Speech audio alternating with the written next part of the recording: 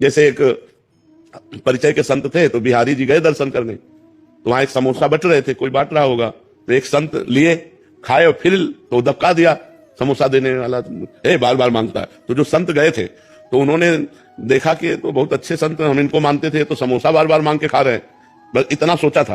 और जब लौट के आए तो हमारे गुरुदेव भगवान लाडली कुंज थी, उसमें विराजमान थे। उनका तुम्हारे शरीर से दुर्गंध आ रही, तो उनका महाराज हम साबुन नहीं लगाते, उनका नहीं, ये दुर्गंध नहीं, कोई अपराध करके आ रहे हो।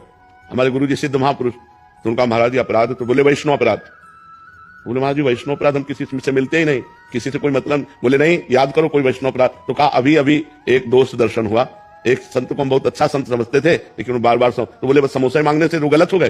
अरे उन्हें भूख लगी है, अच्छा लगा, वो दोबारा मांग लिए, 3 बार मांग लिए, संत को क्या जाता है, तुम दोष दर्शन किए। महाराज जी 50 रुपए दिए, ये आज के 25 वर्ष पहले की बात होगी, और कहा जाओ समोसा खरीदो और उन संत को खोजो और उनको दो और उनसे क्षमा मांगो कि मेरी आपके प्रति दोष दृष्टि हो गई थी, ये करवाया। अब देखो, साधारणतया देखो तो ऐसा लगता है कि हमने कोई अपराध नहीं किया, लेकिन सूक्ष्मता से देखो तो अपराध ऐसा होता है कि हम किसी के ऐसे दोष दर्शन कर लिए और वो हमारे भजन में बाधा पहुंचा। इसीलिए वैष्णव अपराध से डरना चाहिए, संत अपराध न बनने पावे तो हमारा मंगल हो जाएगी। यदि हम किसी संत की निंदा सुन ली या किसी संत की निंदा कर ली तो हमारे पाठ भजन में फर्क पड़ जाएगा। ये आप ढूंढ लो कि कहीं किसी संत भगवान की निंदा तो नहीं सुन ली, कहीं किसी संत भगवान के प्रति दोष दर्शन तो नहीं हो गया। अगर ये नहीं है तो भोजन में सुधार कर लो, बस इसी से हमारे भजन में फर्क पड़ता है और फर्क नहीं पड़ता। और दूसरी बात है कि आपकी अवस्था है वृद्धावस्था, इस अवस्था में भी बुद्धि क्षीण होने लगती है। भगवान से प्रार्थना करो, और जितने भी विश्व में संत हैं सबसे प्रार्थना करो कि हे विश्व के संतों, जो प्रकट और अप्रकट है, हमारे जाने अनजाने में जो अपराध बन गया उसे क्षमा करो, तो भगवान फिर आपका पूजा पाठ शुरू करवा देंगे।